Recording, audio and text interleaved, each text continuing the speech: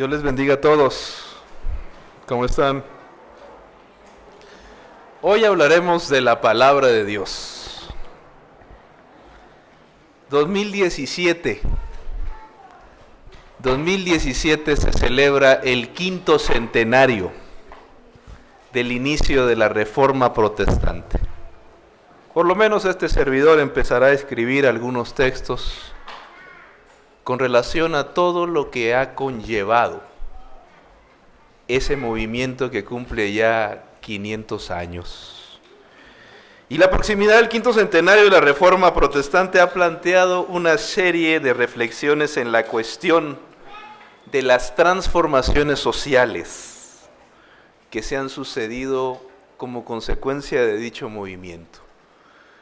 Todo tuvo que ver con leer la Biblia de una manera distinta. Todo tuvo que ver con que leyéramos la Biblia bajo otros patrones, que la interpretáramos diferente, para que el mundo cambiara radicalmente.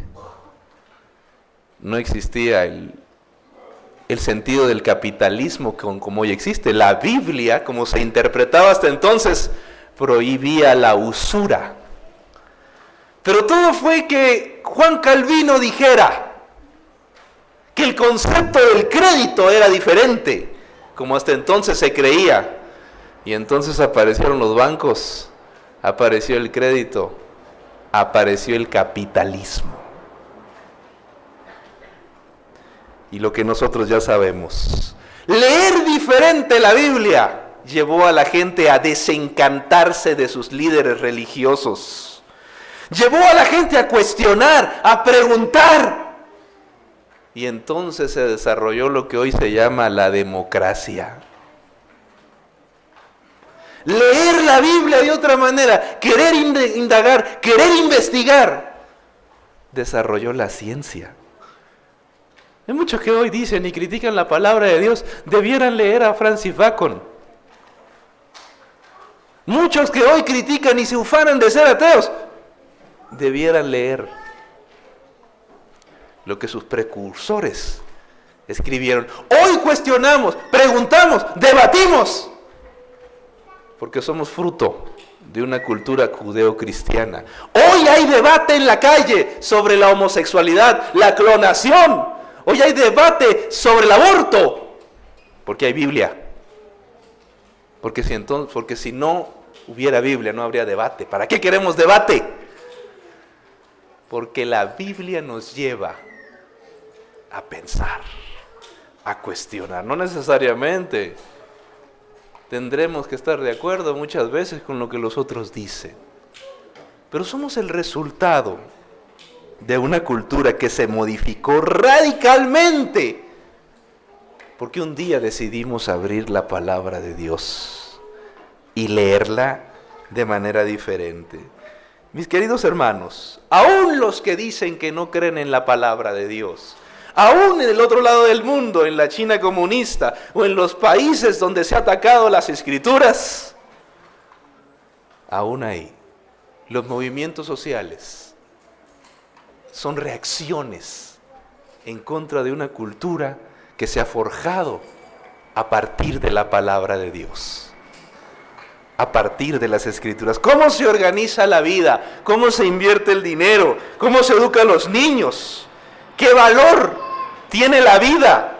¿Cómo se puede obtener la paz interior? Son puras preguntas con un muy profundo trasfondo bíblico. Por eso la pregunta de esta mañana y el tema de esta mañana es: ¿para qué sirve la Biblia en el siglo XXI? El siglo del resurgimiento de los totalitarismos, el siglo del resurgimiento de la enajenación, el siglo del anticlasicismo. ¿Para qué sirve abrir una Biblia? Y mis queridos presentes, a pesar de que la ignorancia no me da para mucho, trataré yo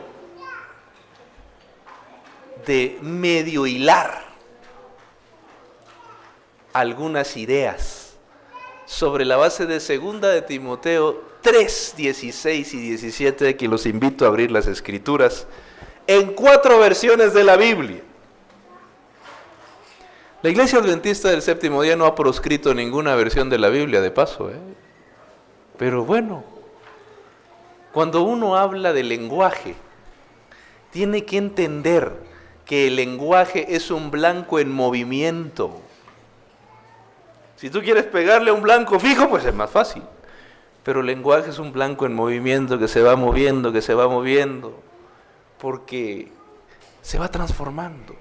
Y para notar la riqueza del lenguaje, siempre es necesario leer varias versiones de la Biblia cuando uno no domina los idiomas originales, que es en la mayoría de los casos. Mire cómo lo dice la Reina Valera del 60, que es una de las más conocidas. Dice la palabra de Dios: toda escritura, ¿qué cosa es? Esa frasecita me merece a mí escribir un libro. Soy incapaz de reflexionar en solo esa frase. Pero lo que voy a concentrarme hoy es la cadena de verbos. Y útil para 4 grandes objetivos. Dice la Biblia: enseñar, ¿qué cosa más? Redarguir, corregir, para instruir en justicia, a fin de que el hombre de Dios sea perfecto, eternamente preparado para toda buena obra. Hay gente que no entiende que así se hablaba hace 50 años. Pero leo la Reina Valera del 2000. Note la riqueza del lenguaje. Toda escritura es inspirada por Dios y es útil para enseñar, y note esto, enmendar. ¡Qué maravilla! Bendito lenguaje. Enmendar. Gente dice: pastor, ¿qué es eso de redarguir? ¿Con qué se come eso? Bueno, redargúyeme, hermano. Ay, Dios mío, ¿qué quiere decir? Para enmendar, instruir en justicia, para que el hombre de Dios sea perfecto, cabalmente instruido para toda buena obra. Pero el lenguaje avanza. El lenguaje avanza. Leo la Nueva Biblia Española, una Biblia que es una belleza cuando uno le gusta la poesía. Todo escrito es inspirado por Dios, sirve además, esa particulita además es una belleza, para enseñar, reprender, corregir. Y mire esta frase maravillosa. ¿Qué dice? Educar en rectitud. Óigame, yo me doblo cuando digo educar en rectitud. Instruir en justicia, ¿no? Pero cuando alguien me dice a mí, educar en la rectitud, ¡guau! Perfectamente equipado. Wow, mira nomás qué manera de decir las cosas.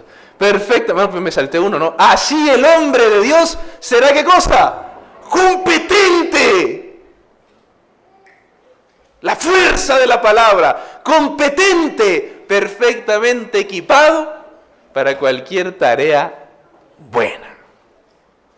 La palabra de Dios es aquello que te hace competente para toda buena obra. Toda escritura, finalmente la Biblia del Peregrino, hecha por el mismo autor, Luis Alonso Choquel, que venía mucho a México de paso. Luis Alonso Choquel. Toda escritura es inspirada y útil para enseñar, arguir, y mire esta manera de decir las cosas, encaminar, gloria a Dios, encaminar, instruir en justicia, con lo cual el hombre de Dios estará formado y capacitado para toda clase de obras buenas. Ese es el lenguaje en movimiento. Pero de aquí nos interesan los 4 famosos verbos. Yo soy un ignorante en temas de la Biblia, ¿sabe? Por eso, los que no sabemos, tenemos que destazar las cosas y decirlas como lo hacen los niños. Así que lo que yo he hecho es tratar de medio entender este versículo de una manera más simple. ¿Y qué he hecho? Pues lo he desmembrado para entenderlo mejor. Así que yo lo entiendo de la mejor manera. La Biblia, dice la palabra de Dios, es un elemento inspirado por Dios. Inspirado por Dios. Dios le dio esa inspiración. Bueno, yo tengo ese elemento ahí para medio entenderlo. Y a eso le llamo un recurso. Ese es el recurso que Dios tiene. Las Escrituras. Sin embargo, ¿para qué me sirven? Bueno, dice la Biblia que eso me sirve a mí. ¿Para qué cosa primero? Enseñar. ¿Qué más? Corregir. ¿Qué más? ¿Para qué otra cosa me sirve? Para instruir. Y finalmente, ¿para qué? Redarguir. Eso se llama método. Yo tengo un recurso y Dios me da una metodología. ¿Qué metodología es esa? Pues la palabra, esos 4 verbos, yo tengo que usar el recurso que Dios me da de esa manera. Y la pregunta es, ¿para qué? La respuesta es, bueno, pues para transformar al ser humano. Y a eso se llama, ¿cómo? Resultado. ¿Sabe usted que Dios es un gran maestro? Nuestro Padre Celestial es el mejor maestro. Y la Biblia en sí misma es un libro de pedagogía. Es un libro de ciencias. Si alguien tiene que pararse a hablar de la Biblia, es un maestro. Ellos nos entenderían, ellos nos ayudarían a comprender mejor estas palabras maravillosas. Así que, desde mi punto de vista, es una mejor manera de entender qué quiere decir la palabra de Dios. Pero vamos más allá. Bueno, ¿y cuál es el propósito de la Biblia? Dicho de otra manera, estamos diciendo que la Biblia es un libro inspirado por Dios, que estamos diciendo sirve para enseñar. ¿Para qué otra cosa? Para redarguir. Sirve también para ¿qué más? Para corregir y también para instruir. ¿En qué cosa? Bueno, en las cosas sagradas, en las cosas de Dios, con el objetivo de que el ser humano sea transformado. En otras palabras, que Dios quiere que vayamos de la creencia a la conducta. Y la Biblia, las Escrituras, mis queridos hermanos, son el elemento, el método que Dios usa para transformar al ser humano. La palabra tiene fuerza. En el Génesis, usted sabe que Dios habla. Y cuando Dios habla, ¿qué sucede? Y dijo Dios, ¿y qué cosa? Fue. La palabra de Dios tiene fuerza. Cuando Dios habla, tiene la capacidad de crear las cosas. Pero resulta que en Génesis el diablo también habla. Y cuando Satanás habla, la gente se confunde. Cuando Satanás habla, la fuerza de la palabra divina se tergiversa. ¿Qué es la Biblia? No es otra cosa que una lucha por el poder de la palabra. Una lucha por el poder de la palabra. Escuche los diálogos de la palabra de Dios, son impresionantes. Mis queridos hermanos, pero bueno, esas palabras, ¿qué quieren decir? Tanto decir, enseñar. ¿Qué palabra estamos diciendo? ¿Enseñar qué más? Redarguir. ¿Cuál otra? ¿Qué es eso? ¿Qué es eso? La Biblia es para enseñar, para redarguir, para corregir, para instruir. Ojo con esto, hermano. De acuerdo con la Biblia, no es lo mismo enseñar que instruir, ¿eh? ¡Oh! Oiga, pero ¿cómo? No es lo mismo, enséñale a ese chamaco que corrígeme a ese chamaco. No es lo mismo, ¿eh? No. No es lo mismo. No es lo mismo, instrúyeme a ese niño que redargúyeme a ese niño. No es igual. Aquí es donde nos ayudan los famosos idiomas originales, que tampoco son cosas del otro mundo, hermano, que usted también puede aprender si se decide y se disciplina. Si no es un asunto de tanto escándalo, una persona que habla un idioma antiguo, pues tampoco es un extraterrestre, ¿no? Todo se aprende. Y ojalá lo aprendieran varios para que dejaran ciertos sectores de la iglesia, de sentirse interplanetarios, ¿no? Queridos hermanos, dice la Biblia que las Escrituras son para enseñar. ¿Qué es eso? El idioma, la palabra que está detrás es didascalian.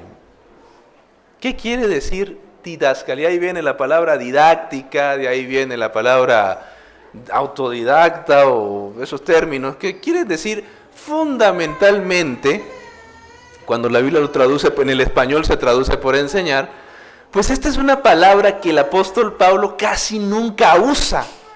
Cuando nosotros investigamos cómo se traducen las palabras de los idiomas originales al español, pues tenemos que investigar un poquito de cuál es el uso que se le da a esas palabras. Y el apóstol Pablo, esa palabra casi no la usa en sus textos. Sin embargo, para él, el enseñar básicamente es la primera enseñanza que le das tú a los creyentes. Cuando alguien viene a la iglesia, ¿qué es lo primero que se le debe enseñar? ¿Qué es lo primero que se le debe enseñar? ¿Qué cosa? ¿Qué pasó? ¿Qué es lo primero que se le debe enseñar a una persona que no conoce a Dios? Amén. Lo primero que le debes decir es: Cristo te ama. Amén. Ese es el mensaje. Si usted se portó mal en la semana, el mensaje bíblico de esta mañana es: Cristo te ama. Amén. Pastor, que me peleé con mi mujer. El mensaje de esta mañana es: Cristo te ama. Amén. No, pastor, es que usted había de ver las cosas que hice en la semana, terribles. El mensaje es: Cristo te ama. Cristo te ama cuando te portas bien y no te deja de amar cuando te portas mal. Amén. Nunca rechaces al Señor porque hiciste algo malo. No. Deja que Él haga su juicio sobre ti. No te autoenjuicies, hermano. Y el mensaje primerito que debemos recibir los creyentes es: Cristo nos ama. Didascalían. Lo primerito que nos... A veces en la iglesia nos quieren enseñar otra cosa. No llegamos a la iglesia y lo primerito, el sábado. No, espérate, el sábado viene después. No, calmado. La doctrina, espérate, luego me tundes con la doctrina. Ahorita, por lo menos, enamórame, ¿verdad? Enamórame. Queridos hermanos, la primera enseñanza, lo primerito que le enseñan a los niños, ¿qué es? ¿Sabe usted? El apóstol Pablo dice que, de acuerdo con el uso de la palabra didascalía, él dice: enseñar tiene que ser lo primero que se le da a la gente que no conoce a Dios, es decir, Jesucristo. La Biblia es para enseñar los fundamentos de la fe, los fundamentos de la fe, los fundamentos del cristianismo. Para eso sirve la palabra de Dios. ¿Nosotros qué hacemos aquí en la iglesia? Pues evangelizamos. Y la evangelización básicamente tiene que ser con enseñarle a la gente que Jesucristo no la rechaza.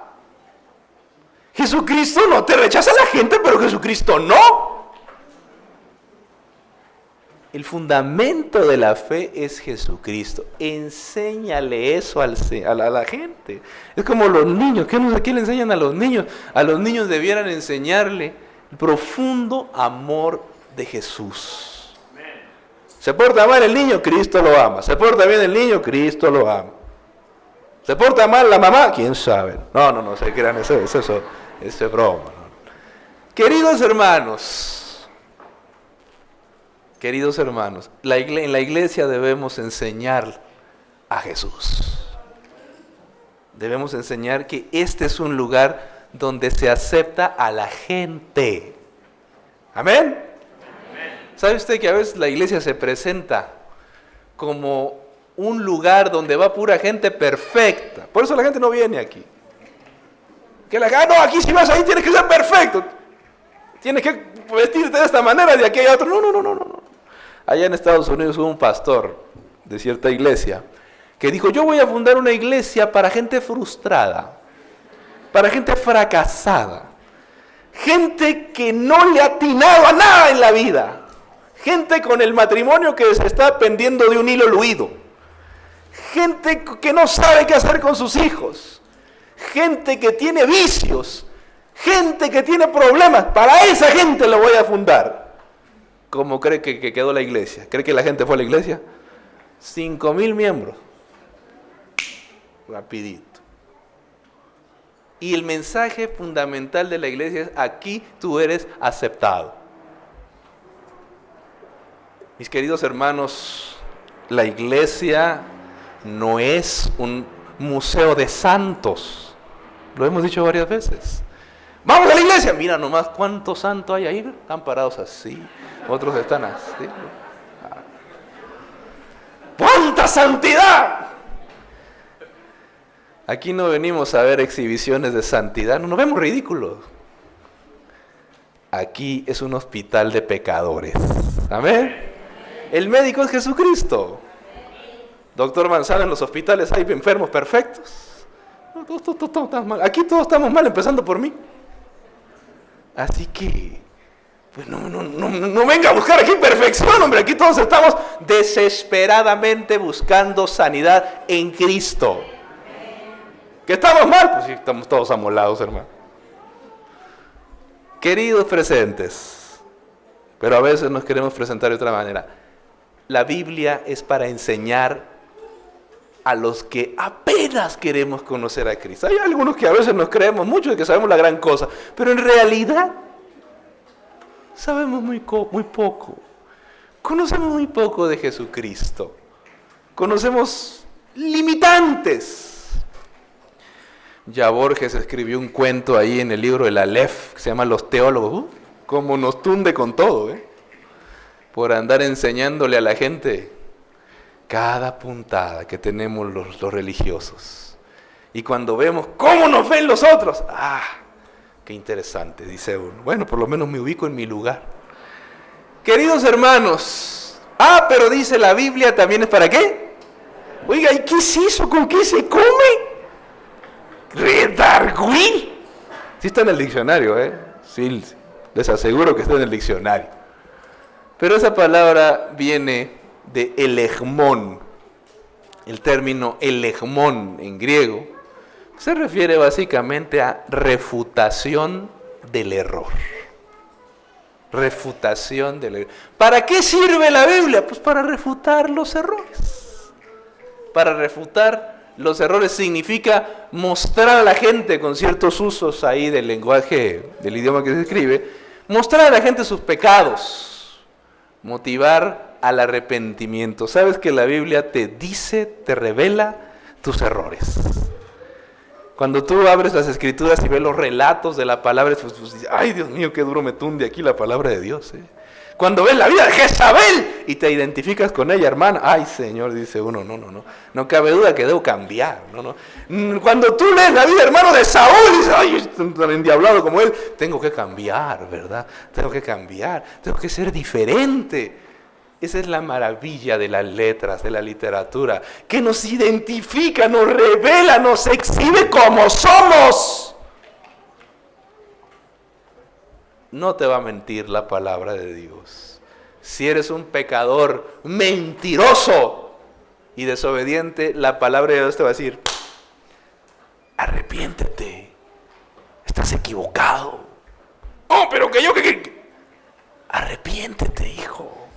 No ese es el camino, esa es la función de las Escrituras. Ay, yo no leo la Biblia, porque cuando la leo, generalmente luego ya no quiero portarme mal. Oye, para eso es. Para eso es. ¿Qué le pasa? El Espíritu de Dios está ahí para convencernos, para decirnos: hijo, te estás yendo por el camino equivocado. A nadie le gusta que le digan sus errores. Somos humanos. Los humanos tenemos ego. El de algunos es más grande que otros, pero tenemos ego. Queremos que nos echen flores, que nos digan alabanza, que nos apapachen. No. La Biblia no necesariamente va a hacer eso siempre. Sí te va a decir: bien, buen siervo, fiel. Pero qué bueno que la palabra de Dios nos dice y nos convence de nuestros errores. La Biblia no es un libro triunfalista, no está hecho por un político, no lo confundas. Mis queridos hermanos, redarguir tiene que ver con contradecir. la Biblia contradice tu vida. La Biblia te dice, mira hijo, yo lo que espero es esto. Eso no. La Biblia te contradice. La Biblia te impugna. Eso no, Señor. Claro que no, de ninguna manera. Te objeta. Te dice, eso que estás haciendo, por esto y por esto, no es correcto. Te arguye, te discute. Yo no sé por qué no entendemos el fenómeno de la lectura a veces. Alguna vez don Benito Juárez, quien fue uno de los primeros presidentes que introdujo cantidad de Biblias a México, le debemos mucho a ese hombre, cantidad de Biblias a México, dijo en su exilio famoso de por allá, ¿de dónde lo exiliaron? Ya se me olvidó. Nueva Orleans, allá lo fueron a corretear los conservadores, ¿no?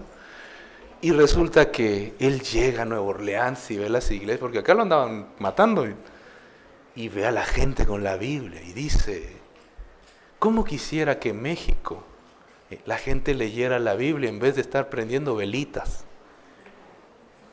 Dije, cuando yo regrese voy a llevar Biblias a México. Queridos hermanos, yo tengo mis 2 niñas que las tengo leyendo. Cada que leen un libro les doy un regalo. ¡Cómprame esto, papá! Un libro. ¡Cómprame aquello! A cambio de ese libro. ¿Qué? Ya sabe. Y se pusieron a leer. Y alguien me dijo por ahí, cuidado, pastor. Si usted pone a leer a sus hijas, van a ser cuestionadoras, van a ser preguntonas, y al rato lo van a cuestionar a usted. Dije yo, ay Dios mío, van a cuestionar la iglesia, van a cuestionar la Biblia. Queridos hermanos, la iglesia y la palabra de Dios no son elementos enajenantes, nos hacen pensar. Porque el principio de la sabiduría es el temor del Señor. Por supuesto que no estamos peleados con el pensamiento. Por supuesto que los jóvenes, cuando los mandamos leer, cuando los llevamos a la escuela, es lógico que nos van a cuestionar, nos van a preguntar, nos van a estremecer con sus preguntas y sus dudas. Y todos aquellos que los mandamos a la escuela debiéramos entender eso. El pensamiento, la educación, el debate, no son enemigos de la palabra de Dios. Puesto que la palabra de Dios es parte, base de esa misma razón de ser. Que nos molestemos porque nos critican, ¿para qué? Cuando alguien nos ponga la pata en el pescuezo y ¡usted no piensa! Entonces sí, espántate. Entonces sí. La Biblia está fundada sobre la base de las libertades. Y parte de la base del protestantismo es que todo mundo tiene derecho a interpretar las Escrituras. Mis queridos hermanos, la Biblia te convence. Y eso tiene que ver con un ejercicio mental. Tiene que ver con un ejercicio intelectual, forzosamente. Una persona que lee la Biblia no va a ser igual.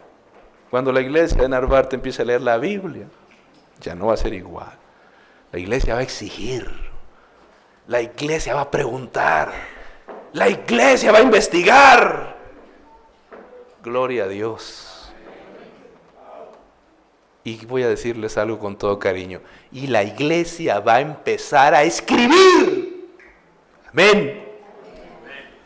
Cuando un pueblo o una comunidad no se conforma con estar recibiendo las cosas, empieza a aportar, porque ese es el círculo de la vida intelectual. Leer, pensar, escribir. Yo leo y entonces se me desarrolla el pensamiento. Y entonces el pensamiento un día me va a llevar a escribir. Y escribir me va a llevar a leer más. Y leer más me va a llevar a pensar más. Y pensar más me va a llevar a escribir más. El triángulo de la vida intelectual. Este México querido, este México de mi alma, ¿cómo necesita pensadores? Este México querido, el problema que tiene no es el dinero, es que necesita pensar, necesita leer, y leer específicamente las Escrituras. Para mí es frustrante que la iglesia, con cualquier vientecillo miserable, ¡ay!, desaparecemos, ¿verdad? Con cualquier crítica del más bajo nivel, con cualquier vocifero de una rufla de ociosos, se estremece. Cuando estemos fundamentados en las Escrituras, hermanos, dijo Jesús: bienaventurados sois cuando por mi nombre os vituperen. Si por Cristo Jesús somos vituperados, bendito sea Dios. Amén. Queridos hermanos, la Biblia es para convencernos de que estamos siguiendo el camino equivocado. Eso es redarguir en los que le gusta la Reina Valera del 60. La palabra de Dios es una herramienta para mostrar los errores personales. Pero qué frustrante es cuando dice: bueno, sí, yo reconozco que estoy lleno de vicios, que soy un costal del problema, ¿y ahora qué hago? Y entonces viene la siguiente palabra. Dice que la Biblia es ¿para qué? Gloria al Señor. Gloria al Señor. La Biblia, hermano, ¿cuántas cosas no tenemos nosotros? Epanorthosis.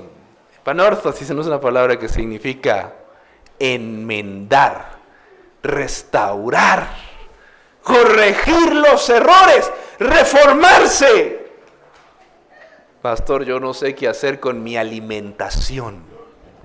Soy un desastre en mi vida alimentaria. Ya me dijo el médico que me va a ir mal si sigo. Y no puedo. Abra la Biblia. Amén. Soy un infame con mi mujer. No hay qué hacer. Abra la Biblia, el Señor lo transformará. Amén. Que no puedo con este vicio, pastor, tengo un vicio. Nadie sabe que tengo el vicio.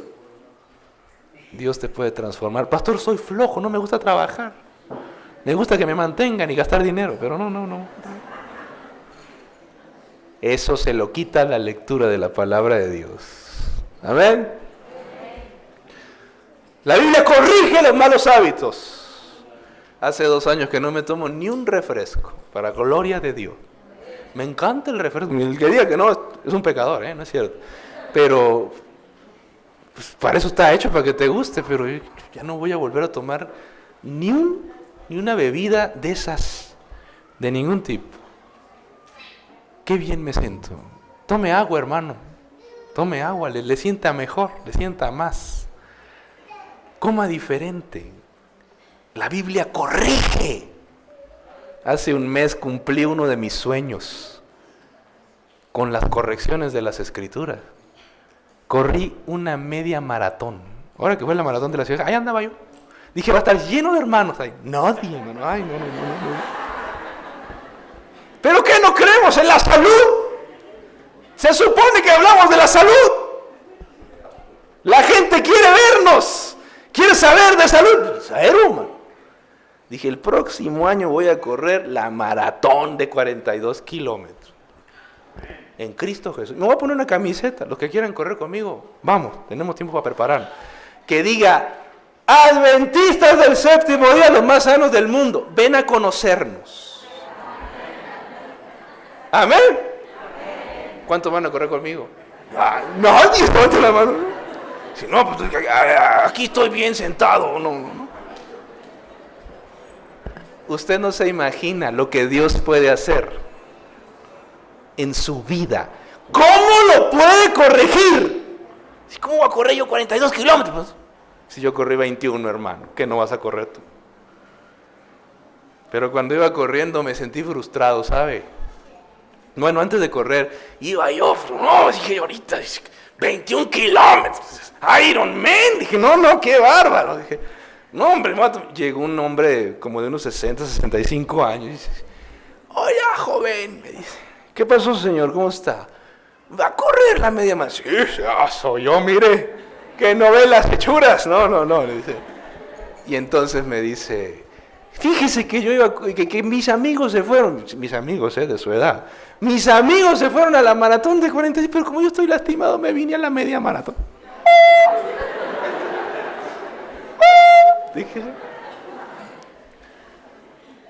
Dije yo, no cabe duda que qué miserable es la vida. Dije, no. Pues. Corrección. Dios corrige tus malos hábitos. Cuando pasé el kilómetro 5, todo el mundo va brincando. Cuando vas corriendo en la maratón, todo el mundo va gritando. Arriba, echándose porras y todo. Pasa el kilómetro 5, ya nadie habla. Cuando pasé el kilómetro 10, dije, uy, parece que sí voy a poder. Me siento muy enterito. Cuando pasé el 15, yo, uy, Diosito santo, dije, ya no puedo. Y entonces empecé a bajar la velocidad. Y en eso siento una mano en la baja espalda, una mano milagrosa, celestial. ¡Uy! Que me dice, ¡ánimo, jovencito! Y volteo. Otro viejito. Se movía como bicicleta. Y yo, espéreme. Y se fue. La Biblia corrige. Tenemos malos hábitos de salud. Hay que corregirlos.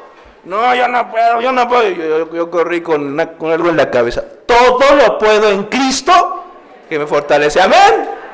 Vamos a correr entonces, hermanos. Se haga guaje. Muy bien.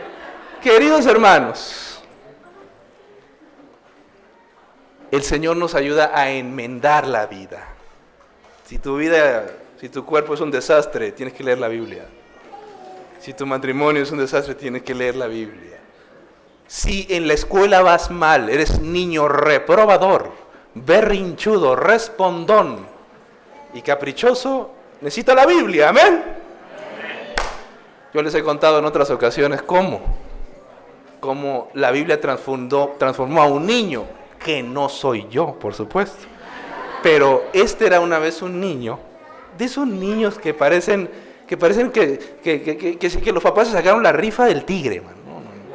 De esos niños indisciplinados, a más no poder, grosero, respondón, caprichoso, bueno, la cama extendida, la comida tirada, el pelo parado, no, qué bárbaro. Y en la escuela la maestra la pisotón y la trataba, qué bárbaro. Ya no lo aguantaban al chamaco. Y un día la señora fue con el pastor. Mucha gente piensa que el pastor sabe todo, pero bueno, a veces uno tiene que decir, el pobre hombre tiene que decir alguna cosa, no. Y fue con el pastor. Pastor, ¿qué hago con este niño? Ya no lo aguanto, mire qué síndrome de quién sabe que ya no lo aguanto al niño. No. Y entonces el pastor le dijo, en esa sencillez que tienen los colegas, ¿no?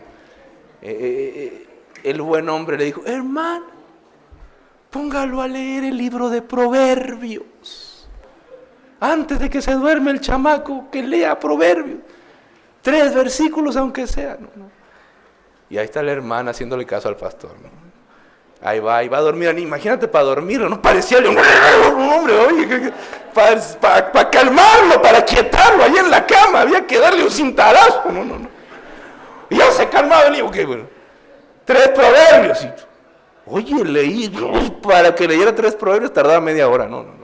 En lo que se portaba mal, pegaba, le daba al hermanito a todo. 3 proverbios se duerme. Al día siguiente, 3 proverbios.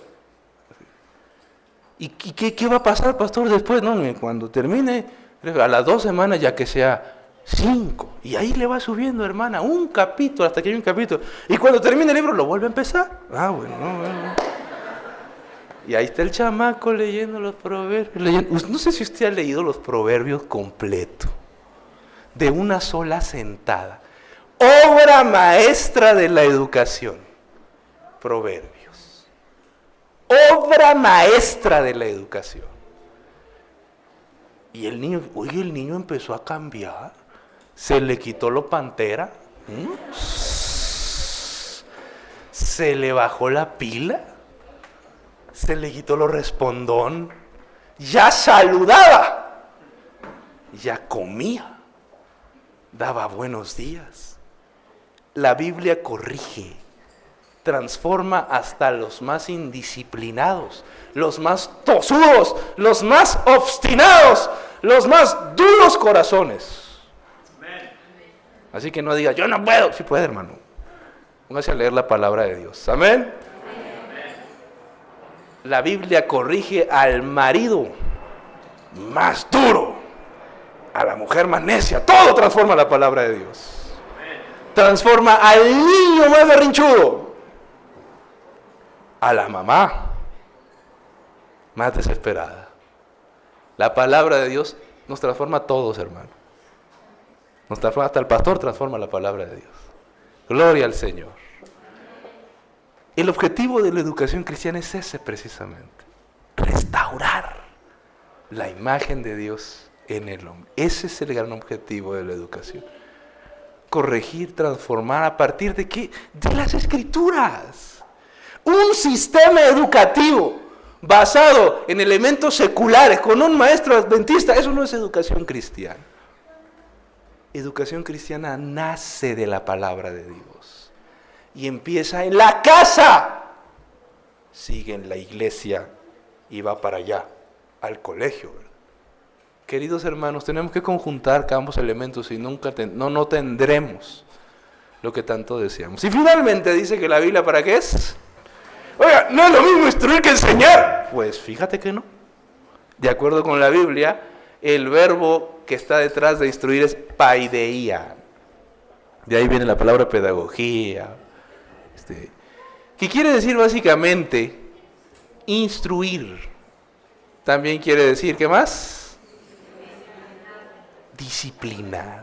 ¿Sabe qué problemas tenemos hoy de disciplina en nuestra sociedad? Chamacos más groseros, qué bárbaro. No, hombre, ser maestro en esta época es una medalla olímpica, hermano. No. Aguantar a un grupo de niños. ¡Ay, Dios mío! No, qué bárbaro. No. Mejor estamos en el escritorio. No, la aula es terrible, ¿no? Qué falta de respeto para la autoridad. ¿Por qué le falta el respeto a las autoridades? Pues los niños no respetan ni a sus padres, ni a los policías, ni a los... ¿Cómo quieres que respete a los maestros? Eso es algo que como sociedad tenemos que entender. Mis queridos hermanos, en el tiempo de Jesús había unos llamados maestros, los fariseos. Querían que le dijeran, rabí. Yo soy rabí, yo soy maestro.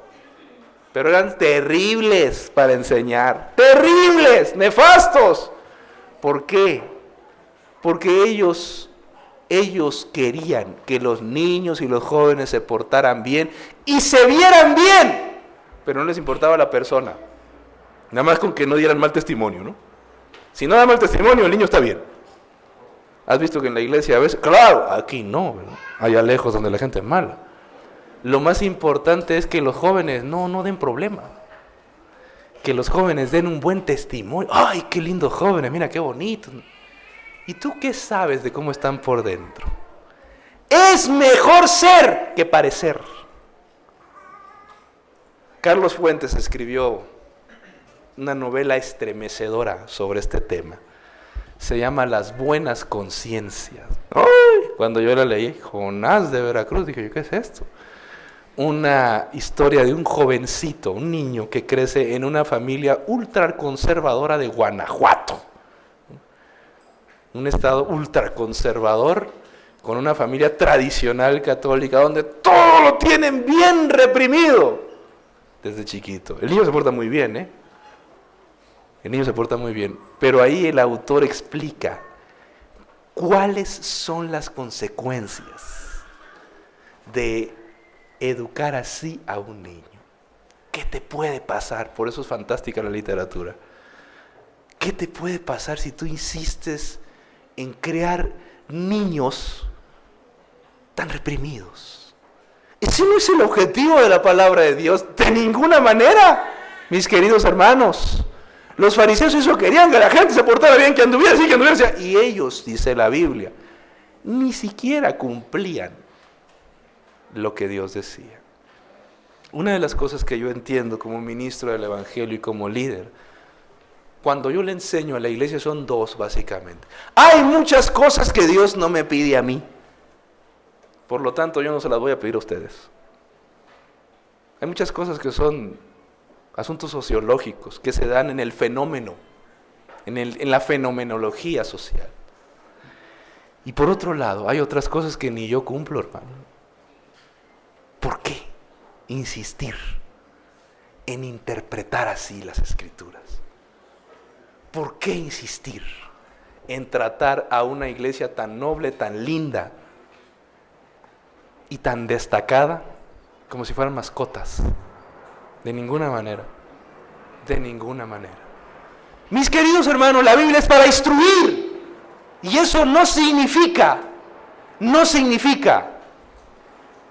que aquí está el que sabe y allá están los que no saben, bajo ninguna circunstancia.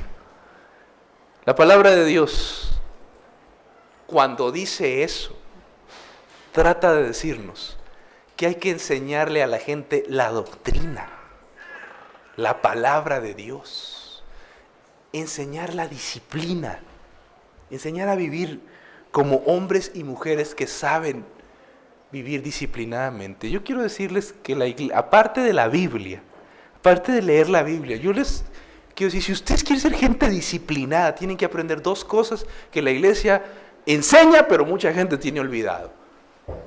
Haga ejercicio, cuide su alimentación, y usted será una persona disciplinada. La gente indisciplinada no puede dejar de comer. Cuide su alimentación y va usted a ser disciplinado. Si usted a la mente le pide poquito, la mente le va a dar poquito. Si le da mucho, le da la gente. Si a la mente le pide 2 kilómetros, le va a dar 2 kilómetros corriendo. Pero si le pide 5, el cuerpo le va a dar 5. Si le pide 20, el cuerpo le da 20. Si usted le pide un idioma, a la mente le va a dar 1 ya, suave. Pero si le pide 2, la mente se lo da. Si le pide 3 también. Todo eso tiene que ver con disciplina, dominio propio. ¡Instruir! La Biblia es para instruir, mis queridos hermanos. Nosotros en la iglesia, es nuestra responsabilidad instruir a la gente. Enseñarle a practicar las Escrituras. Enseñarle a vivir el Evangelio. Pero por supuesto que todo tiene sus límites. Usted es libre. Cristo murió por esa libertad. En el marco de esa libertad debe aprender a vivir el Evangelio. Y mis queridos hermanos, en manera de resumen, estamos diciendo que la Biblia es un libro inspirado por Dios, útil ¿para qué? ¿Qué más? ¿Qué más? Instruir. ¿Qué es lo que nos enseña la Biblia? En el uso de la palabra, ¿la Biblia nos enseña a quién? Amén. ¿De qué nos convence la Biblia? De que estamos mal. De que estamos mal. Somos gente necia, tosuda, llena de vicios, costales de problemas, verdaderos engendros, con graves problemas emocionales, que necesitamos urgentemente la palabra de Dios, porque no hay otra cosa que nos pueda corregir sino las Escrituras. Amén. La Biblia tiene remedio a todo, hermano. Inténtelo, búsquelo, tiene poder. Y la Biblia nos instruye y nos enseña en la doctrina. Por supuesto que sí. La doctrina cristiana es una doctrina preciosa. No es ninguna carga. Cuando uno conoce primero a Jesús, confiesa sus pecados, se pone en las manos de Dios, establece cambios en la vida para transformar el estilo de vida, entonces la doctrina es algo bien agradable. Bien agradable. Paul Ricoeur, un famoso escritor, crítico literario, dice que tiene un libro muy fenomenal sobre la interpretación de la Biblia. Bueno, antes de pasar a Paul Ricoeur, quiero leerles esta parte. Esta es una paráfrasis de las Escrituras, no es una versión, pero en inglés se llama The Amplified Bible. Esta no es una versión, una paráfrasis, pero las paráfrasis a veces, en ciertos casos, ayudan bastante. Fíjese cómo traduce The Amplified Bible, la Biblia amplificada. Toda Escritura es alentada por Dios, ¿no? El sentido del aliento, inspirada por Dios, es decir, dada por su inspiración, aclara el copista, y útil para la instrucción, para la reproducción y condena. ¿Qué dije? Uy, ya la vista ya me falla feo. Préndeme el micrófono. Gracias. Aquí está mejor. Oh, qué diferencia. Toda Escritura es alentada por Dios, dada por su inspiración y útil para la instrucción, para la reprobación y condena del pecado, para la corrección del error y la disciplina y la obediencia. ¡Qué maravilla! Y para instruir en justicia. Eso significa en la vida santa, en conformidad con la voluntad de Dios, pensamiento, propósito y acción. De modo que el hombre de Dios puede estar completo y puede ser competente, bien entrenado. Para eso es la Biblia, para entrenarlo a uno, para hacerlo competente, para darle las herramientas en toda buena obra. Amén. Paul Ricoeur, les decía, es un tremendo crítico literario de origen protestante. Uno va a la librería y lee sus obras, los críticos literarios lo estudian. Y él dice en una de sus obras que la Biblia, el proceso de la interpretación de la Biblia tiene 4 pasos, dice, que uno pues tiene que entender, comprender la Biblia. Sí, pero pues, ¿cómo la voy a entender? ¡Qué fácil!, ¿no? ¿Cuándo sé yo que la comprendo? Y dice Ricoeur, cuando la sabes explicar. ¿Conoce usted la Biblia? ¿Comprende usted la Biblia? Sí, pastor. A ver, explícame la salvación. Y dice uno, pues no, mejor le hablo al pastor. No la comprendes. ¿Entiendes tú la doctrina del sábado? Sí, a ver, explícamela. De ahí nace el dicho ese de que explicar más es comprender mejor. Y aquello de, si quieres entender la Biblia, enséñala. Bueno, si tú la puedes explicar es porque la comprendes. Si no la sabes explicar, no la entiendes. ¿Y cómo sé que la explico bien? Cuando la aplicas. Es decir, si todo eso que tú explicas lo aplicas, entonces la comprendes. Si todo eso que explicas es parte de tu vida, ¿cómo voy a yo enseñar el amor de Dios y ser un infame con mis hijos? ¿Cómo voy a yo enseñar el amor de Dios y ser el más perezoso del trabajo? ¿Cómo voy a decir yo que Jesús y la transformación y llevar una vida inmoral? Pues no. Cuando yo la puedo aplicar es porque la explico y la comprendo bien. Y el punto final de todo esto es cuando tú la predicas, la aplicas y la explicas, es porque la comprendes. Amén. No se puede entender la Biblia si no se predica. La iglesia tiene que entender que la predicación, el compartir el evangelio, es muy importante. Quiero hacer algo esta mañana, pero me da miedo. ¿Lo hago o no lo hago? ¿Dónde está el pastor que me dé permiso? Porque si no me va a excomulgar de esta iglesia, ¿verdad? No está. Pero el anciano, allá está, por allá está. Ya se fue el pastor. Allá viene. Pastor, ¿puedo hacer algo que me da miedo hacer, pero tú me das permiso? Dice que sí el pastor, con un poco de sudor en su frente. Todo el mundo saque su celular en este momento. No me salga cuando traigo celular. Todo el mundo traemos celular. Levántelo. Todo el mundo. ¿Qué pasó con los de aquel lado? No me digan que lo dije. Saque su celular. No es malo. Sáquelo. Arriba. Ahí arriba.